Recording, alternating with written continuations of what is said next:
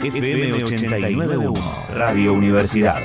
Y vos sabés, Guille, que te comentaba que hace ya bastante tiempo se viene midiendo la felicidad, porque es algo que se puede medir en los países, esta percepción que no es tan solo percepción, sino también tiene que ver con aquellos, cómo siente cada ciudadano que vive en su lugar, teniendo en cuenta también ciertas condiciones, ¿no? Y estamos viendo que hay el país que está en el primer puesto, que es Finlandia, ya hace 5 años que se encuentra allí, y claro, esta medición de bienestar tiene que ver con estos objetivos que se ha propuesto el mundo hacia el 2030, de cara al 2030, estos objetivos de desarrollo sostenible que tienen que ver con eliminar la pobreza, no generar riqueza, no solamente hablando de ingresos, sino también cómo se puede hacer que el bienestar sea algo que puedan tener todos los ciudadanos. Y a medida que hay más bienestar, y vamos a hablar también de este concepto tan fuerte, bueno, hay sociedades que son más felices que otras. Sí. Así que para hablar de este tema, estamos en contacto con Giancarlo Quadripsi, que es licenciado en Psicología y miembro del Observatorio Social de la UNLAM. Viste que acá mide mucho también. Sí. O mide o se releva, porque hay cosas que se relevan, viste que a lo mejor no tienen esa medición exacta, pero para que nos explique un poquito de qué se trata y cómo es esto de poder medir la felicidad en las sociedades. ¿Qué tal, Giancarlo? Aquí te saludamos, Guillermo y Andrea. ¿Cómo estás? Buenas tardes, Guillermo y Andrea. Buenas tardes a toda la audiencia de este programa en esta tarde que va preludiando el otoño, ¿no? Ahí está, sí, que ya estamos, viste, dándole la bienvenida al otoño unos días antes, después del calorcito de ayer, pero bueno, estábamos viendo, y siempre es muy interesante ver estas mediciones que aparecen, ¿no? ¿Se puede medir la felicidad o al menos cómo es el concepto que se construye de felicidad para medirlo esto en las sociedades? Bueno, hay dos preguntas muy interesantes. Una, si se puede medir la felicidad. Yo creo que se puede medir todo.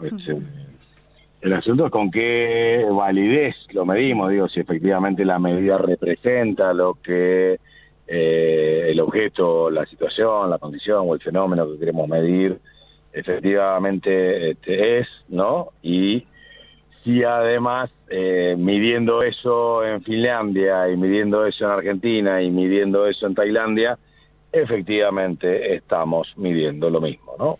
Claro. Porque son los problemas de toda medición, ¿no? La validez y la accesibilidad, la confiabilidad del dato. Claro, y aparte el momento a lo mejor en el que se está, ¿no? Viste que hay momentos a lo mejor más complicados que otros, o donde también muchos medios a lo mejor te están invadiendo con cierto tipo de información, que eso también genera, ¿no?, la percepción que uno tiene del momento en el que está. Claramente, bueno, la verdad que consulté con mi maestro, un tema que siempre nos preocupa, la medición del bienestar. Digo, es muy importante medir el bienestar y medir la felicidad o medir aspectos positivos, básicamente porque nos permite conocer más sobre cuáles son las condiciones que hacen que la gente esté bien, y nos permite trabajar sobre estas dimensiones y evaluarlas en el tiempo y demás. Eso me parece que es bueno, que es importante, que es auspicioso. De hecho, en el Observatorio Social estamos construyendo una serie de indicadores de vulnerabilidad social, pero los vinculamos claramente al bienestar también. O sea, queremos ver cuáles son las situaciones que hacen que las personas sean más vulnerables a los avatares y malestares de la vida, para evitarlos, para prevenirlos, para transformarlos, pero también queremos saber cuáles son las condiciones que hacen que las personas estén mejor, para poder trabajar en mejorar el bienestar, la felicidad, etcétera, de las personas. En ese sentido, me parece que es valioso el esfuerzo siempre de medir condiciones positivas, la salud, el bienestar. Claro, bueno, y eso te iba a preguntar, ¿a qué llamamos bienestar? Bueno, cada vez que uno mide algo, siempre digo metodológicamente, lo que hace es definirlo. Sí. Y bueno, cuando yo digo bienestar es esto, y lo voy a medir de esta manera y en estos lugares, ¿sí? Esto es universal a la medición de bienestar que hace Gallup, si no me equivoco, es la consultora que viene haciendo esta encuesta hace más de 20 años, con un cuestionario bien extenso, pero que además considera algunas percepciones de las personas y otros datos más generales, como por ejemplo el Producto Bruto Interno, ¿no? Sí. Entonces, y la libertad de expresión y la libertad de prensa, y otras dimensiones que va tomando, como digo, de algunas fuentes que ya están, y otras levantan la información, le pregunta a las personas: ¿usted siente que usted prefiere tener una vida agitada o una vida tranquila? Y siente que su vida es tranquila. Bueno, obviamente no así, ¿no? Pero más o menos. Claro, y Quiero acá decir, no son el primer exactamente esas lugar, las preguntas, pero esas cosas va preguntando también, ¿no? claro, acá el primer lugar en esta medición hace ya 5 años que Finlandia lo ocupa, ¿no? En otro momento ha estado Suiza, igualmente son básicamente países nórdicos los que muestran que son quizás los países que están más alejados o que han podido combatir la pobreza extrema, ¿no? Y han podido generar en las sociedades un bienestar medio, ¿no? O un nivel de vida medio que hace que, bueno, la gente se sienta como más cómoda viviendo en esos lugares. Lo que me llamó la atención es que Argentina está en el lugar 57 y que hasta hace no muy poquito tiempo estaba entre los 30 primeros, el lugar 26, 28, y cayó en 3 o 4 años 30 lugares, de 146 lo que se miden. Sí, bueno, por un lado, antes de avanzar en el análisis de estos datos, me parece que también es muy importante esto que te decía, bueno, cómo se miden las cuestiones. Y estas mediciones tienen el problema de que son mediciones realizadas por lo que uno podría llamar Occidente. Claro. ¿No? Y sí, vos estás mencionando Suiza, Finlandia, son como esos lugares de Occidente donde podríamos decir se quedó con los beneficios del desarrollo capitalista, digamos, en cierto sentido, y evitó los problemas más grandes el desarrollo capitalista, en la medida en que pudo tener un Estado presente que le pone sus límites al Estado y genera ciertas situaciones de identidad colectiva, de principios colectivos, de cuidado de las personas y de la comunidad más allá del PBI, ¿no? Esto es lo primero que tenemos que decir. A mí, sinceramente, me gustaría saber qué resultados daría una medición semejante, pero construida en Japón, o en China, o en Rusia, claro. O bien, y esto es lo más interesante, creo que ahí tendremos que apuntar, ¿cómo sería una medición de bienestar realizada, no a partir de los principios más generales del capitalismo, de estos países que se han beneficiado del proceso de mundialización del capital, ¿no? Sí.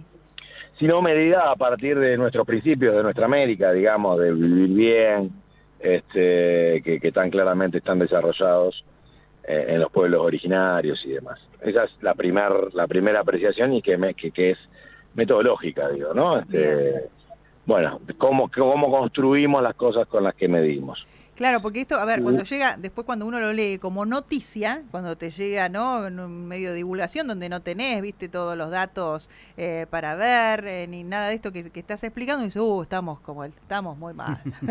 Estamos muy mal si bajamos 30 lugares, claro. Y en realidad hay que ver esto, cómo se midió, cuál fue el muestreo, qué se preguntó. Si eso que ellos definen como felicidad, efectivamente, es lo que nosotros entendemos como felicidad.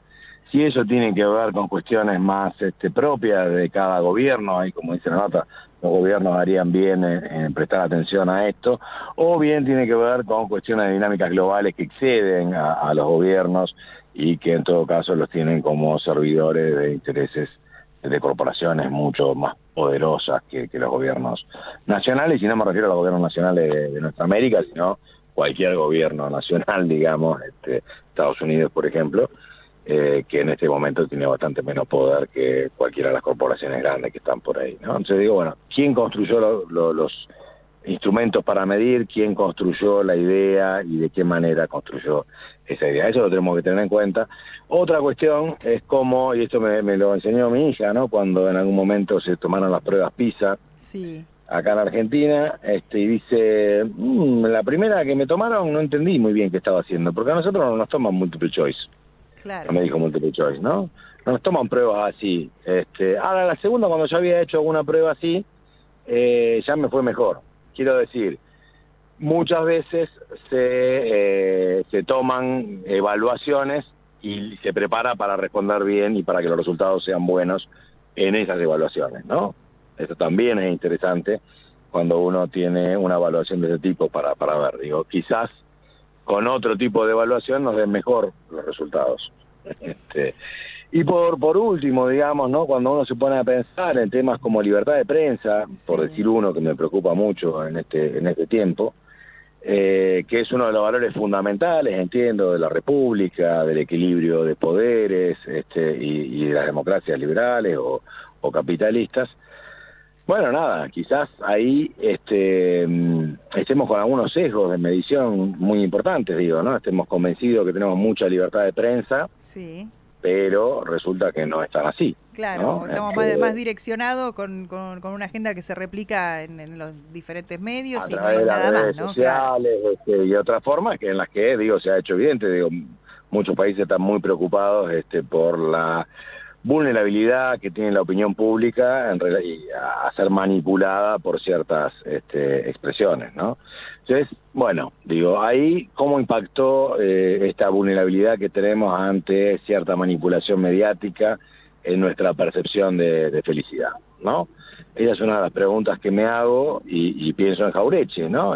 Cuando dice claramente esto de que un pueblo desmoralizado y triste nunca puede ser victorioso, ¿no? Claro. Y cómo en Argentina sabemos cómo se opera para desmoralizarnos y hacernos creer que en otros países todo es mejor y que este es un país que está condenado al fracaso. Claro, imagínate que te agarraron en la encuesta y justo estabas mirando algún canal que te pasó 28 veces el mismo asalto. Salís y te preguntas, ¿sos ¿no? feliz?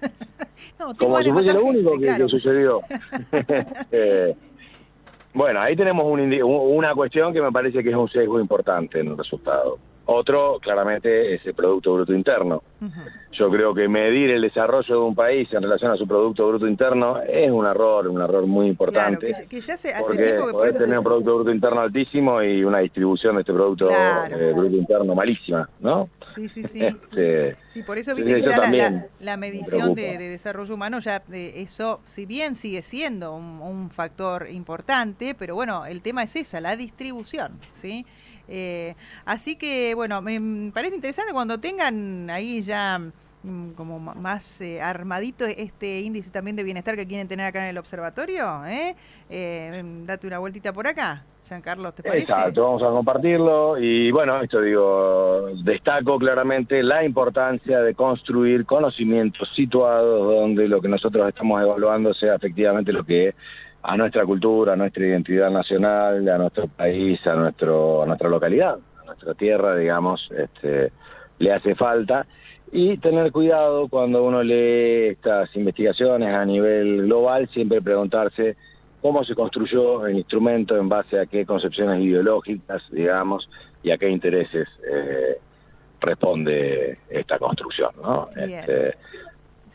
Bien, Giancarlo. Eso es lo contrario. Muy bien, así que bueno, lo vamos a tener en cuenta y cuando quieras te das una vueltita también por acá para contarnos. Bueno, acá realizan realmente muchas mediciones, muchos relevamientos y es muy interesante el trabajo académico que también no se genera desde la universidad, así que me parece buenísimo que a lo mejor nosotros ya tenemos, se está construyendo nosotros, viste, como si yo estuviese ya en el observatorio, pero bueno, como uno forma parte de esta comunidad, tener también nuestro propio índice que mida, ¿no?, el bienestar o la felicidad aquí en nuestro lugar.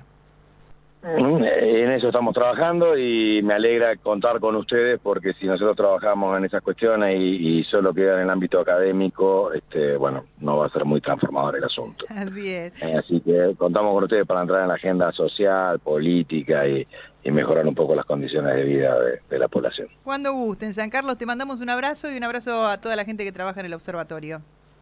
Muchas gracias. Hablábamos con el licenciado en Psicología, miembro del Observatorio Social de la UNLAM. Desde la Universidad Nacional de La Matanza, Radio Universidad FM 89.1. Siempre cerca.